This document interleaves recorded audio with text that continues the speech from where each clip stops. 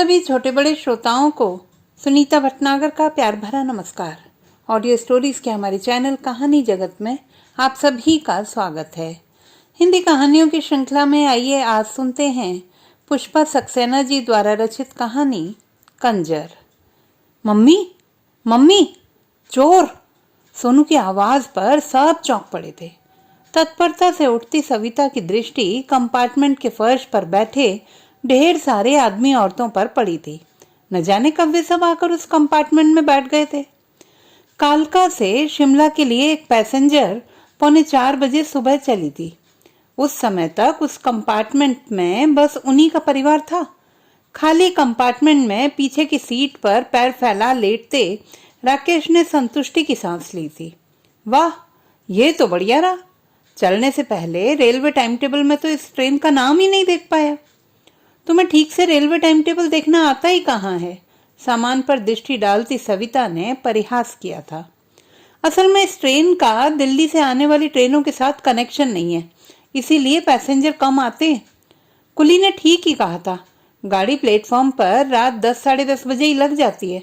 आराम से दरवाजा बंद कर सो रहिएगा साहिब।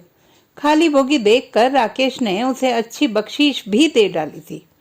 बैग से चादर और कंबल निकालकर सविता ने पहले बच्चों के सोने की व्यवस्था कर राकेश के लिए कंबल और बेड कवर बढ़ाए थे। शायद लेटते ही उन्हें नींद आ गई थी। शिमला की ओर बढ़ती ट्रेन में ठंडी हवा के झोंके उन्हें गहरी नींद में सुला गए थे। सोनू की डरी आवाज ने सबको जगा दिया था। ए, इस डिब्बे में कैसे आए तुम लोग? देखते नहीं ये रिजर्व बोगी है? राकेश ने कड़कती आवाज में कहा था। हाय राम, इन्होंने तो एक तिल भी जगह नहीं छोड़ी है। बाथरूम जाने तक का रास्ता नहीं है, सविता भुनभुनाई थी। अरे कंजर हैं साले, जहां जी चाहा बैठ गए। इनके बाप की गाड़ी है ये। राकेश का अफसर दहाड़ उठा था। ए साहब, हमको कंजर नहीं बोलना, काट के फेंक देगा।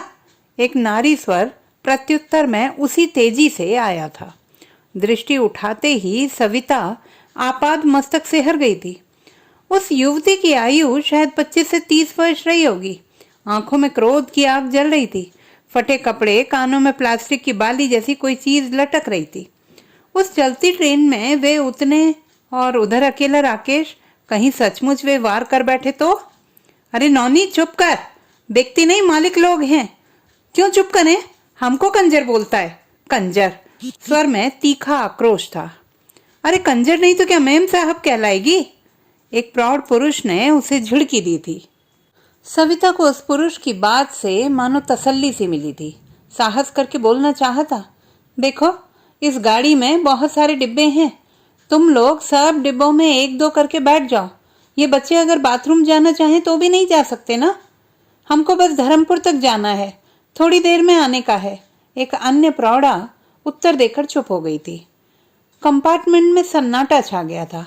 भोर की उजास अभी फैली नहीं थी। उस हल्के अंधेरे में ठसाठस भरे फर्श को ताकती सविता डर सी गई थी। 2-3 स्त्रियां बच्चों को सीने से लगाए शांत बैठी थी। कुछ देर के सन्नाटे के बाद एक मीठा स्वर गूंज उठा था। न जाने उस गीत के क्या भाव थे। सविता तो नहीं समझ सकी, पर राकेश चिड़चिड़ा उठा था। Now we are forced to act according to their tune. Mummy, नन्हा शैलू बुदबुदाया था। शायद इसे पॉटी चाहिए, यहाँ कहीं भी तो जगह नहीं। सविता खींच उठी थी। These beggars have polluted the whole compartment. Ma'am साहब, आपका बच्चा बाथरूम जाना मांगता? एक औरत ने सविता से पूछा था। शायद वह उसकी परेशानी समझ गई थी। नहीं, उसकी पॉटी हमारे साथ है, पर उसे कहाँ रखें? यहाँ रख दो मैम साहब। छोटे बच्चे को हमारे लिए तकलीफ नहीं होनी चाहिए ना। उसी स्त्री ने सहानुभूतिपूर्वक अपने पास के जरा से स्थान में पॉटी का पॉट रखने की पेशकश की थी। सविता ने उठकर कष्ट से पॉटी अपनी सीट के सामने जब नीचे रखी तो सब की आंखें उस कौतुक को देखने के लिए पॉट पर निबद्ध हो गई थी। सूसू करने के लिए तैयार शैलू उन सब को देखकर डर के कारण रो पड़ा था। कितनी देर में तुम्हारा धर्मपुर आएगा? तुम लोग तो कह रहे थे थोड़ी दूर है, राकेश ने खींचे स्वर में पूछा था। बस थोड़ी देर में। भोर का उजाला कंपार्टमेंट में फैल रहा था। उसके साथ ही राकेश का साहस भी बढ़ गया था। एक छोटे से स्टेशन पर ट्रेन रुकते ही अंग्रेजी में सविता को सावधान रहने के निर्देश देता राकेश नीचे उतरने को तत्पर था। सहमे सिकुड़े बैठे कंजर राकेश को पांव धरने के लिए स्थान देने को मानो अपने आप में ही सिमट गए थे। आगे बढ़ते राकेश का पांव उस तेज तर्रार युवती के पांव पर पड़ गया था। बिजली की तेजी से उठकर उस स्त्री ने राकेश की राह रोक ली थी। हमको क्या जानवर समझता है? पांव धर के जाएगा? हम तुम्हारी आंखें निकाल लेगा। सामने खड़ी उस धूल मिट्टी से लिपटी युवती का आवेश देखकर राकेश सकपका गया था। ए नौनी, साहब से जवान लड़ाती है? अभी धक्का देकर फेंक देने का, समझी? प्रौढ़ पुरुष की कठोर चेतावनी पर नौनी भड़क उठी थी। क्यों? हम क्या आदमी नहीं बाबू? ये टांगे पसारे सो रहे हैं और हम इनका पांव के नीचे बैठ भी नहीं सकता। क्रोधावेश में नौनी अपने स्थान से उठकर सविता की सीट पर जाकर बैठ गई थी। भय से सविता काठ हो गई थी। राकेश के कुछ कहने करने के पूर्व उस प्रौढ़ का झन्नाटेदार तमाचा नौनी के गाल पर पड़ा था। उसकी चोटी खींचता वह प्रौढ़ उसे अनगिनत गालियां देता जा रहा था। आंखों से बहते आंसू और मुख पर ढेर सारा बिखरा तिरस्कार लिए नौनी ने राकेश और सविता पर आग्नेय दृष्टि डाली थी। इतना बड़ा कांड पलक झपकते ही हो गया था। माफ करना मैम साहब, ये लड़की शहर जाकर 4 दिन क्या रह आई है, इसका तो दिमाग ही खराब हो गया है, अपनी औकात भूल गई है। अपने गंदे गमछे से सविता की सीट पहुंचता वह प्रौढ़ दयनीय हो आया था। इसके इसी लक्षण के कारण इसका आदमी भी इसे हमारे सिर पटक गया है साहब। दूसरी शादी के नाम पर यह कुत्ते के माफिक काटने को दौड़ता है। उन्हीं में से एक स्त्री ने सूचना दी थी। दोबारा ट्रेन रुकते ही राकेश ने देर नहीं की थी। झपट कर ट्रेन के नीचे कूद गया था। थोड़ी ही देर में गार्ड के साथ अंग्रेजी में बात करता राकेश कंपार्टमेंट के सामने आ पहुंचा था। उसका अधिकारी रूप अब पूर्ण रूपेण जाग चुका था। कंपार्टमेंट के सामने आते ही गार्ड ने उन्हें जोरों से झिड़का था। ए, उतरो, फौरन उतरो। कमबख्तों का यही ढंग है, बाथरूम तक भर दिया है। साहब, बस अगले स्टेशन तक ही जाना है, यहीं बैठे रहने दें। मेहरबानी साहब, तुम पर कोई मेहरबानी नहीं चलेगी। देखते नहीं है साहब और इनके घर वाले कितने परेशान हैं। जल्दी उतरो, वरना साहब हमें माफ कर दें, बस अगले स्टेशन पर उतर जाएंगे। इस नौनी को अस्पताल भर्ती करना है साहब, मुझे कुछ नहीं सुनना है।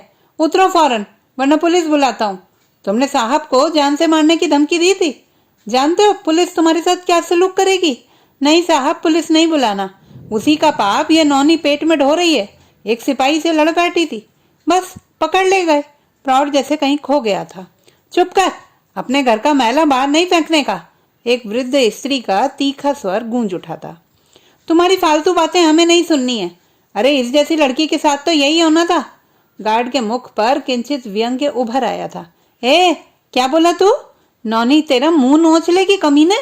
तेरी माँ बहन को ऐसा बोलने का? उत्तेजित नौनी को मुश्किल से पीछे किया जा सका था। अब तुमको नहीं छोड़ूंगा। इस लड़की को जेल की हवा न खिलाई तो मेरा नाम रामनाथ नहीं। क्रोध से गार्ड के नथुने फूल उठे थे। नहीं माई बाप, इस लड़की पर दया करें, कितना कुछ सहा है इसने, आप इसे क्षमा करें सरकार। एक स्त्री रो पड़ी थी।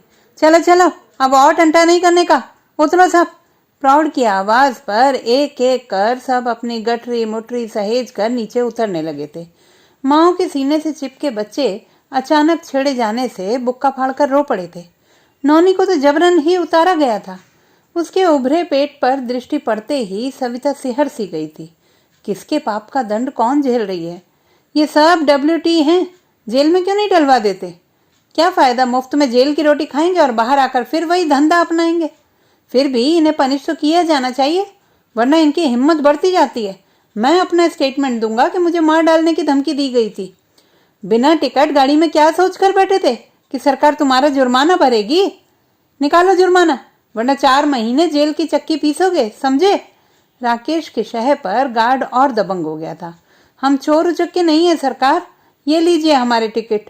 प्रौढ़ ने अपनी जेब से सारे टिकट निकाल कर गार्ड की ओर बढ़ाए थे। इस लड़की को अस्पताल में भर्ती कराने जा रहे थे हुजूर। वहाँ की डॉक्टर नौनी को जानती है, अगर इसका ऑपरेशन नहीं हुआ तो ये लड़की मर जाएगी। प्रौढ़ का कंठ रुंध गया था। राकेश और गार्ड उन टिकटों को अवाक ताकते रह गए थे। टिकट रहते पूरे समय वे फर्श पर बैठे रहे थे। सीट पर पांव पसारे उसके सोते परिवार के प्रति उन्होंने कोई आपत्ति प्रकट नहीं की थी। उनकी झिड़कियां, व्यंग्य सुनते रहे। क्यों? क्या इसलिए नहीं कि आज भी अपने अधिकारों के प्रति वे सजग नहीं है? फर्श पर बैठकर यात्रा करना ही उनकी नियति है। उलझन और शर्म का रंग सबके चेहरों पर पुत गया था। उनकी उस स्थिति से बेखबर अपना सामान सहेजते वे मजदूर अगली गाड़ी की प्रतीक्षा में एक कोने में जा बैठे थे। तो दोस्तों, ये थी हमारी आज की कहानी। आपको कैसी लगी कमेंट बॉक्स में लिखना ना भूलें।